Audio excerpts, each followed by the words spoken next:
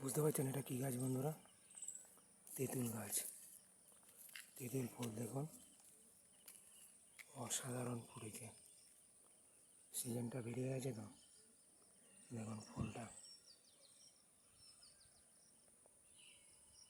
অসাধারণ ফুটেছে ফুলটা।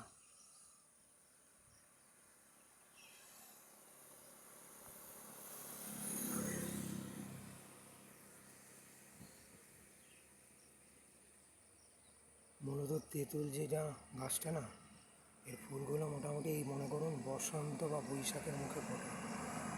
আর এই গাছগুলো এটা বর্ষার সময় গাছগুলো হয়। তেঁতুল ফলটা বর্ষায় বেড়ে ওঠে এবং তেঁতুল শীতের সময়ের পরে ওই ধরে রাখুন মার্চ ফেব্রুয়ারি তখন পাকতে শুরু করে। হেবি ঘন পাতা গাছের।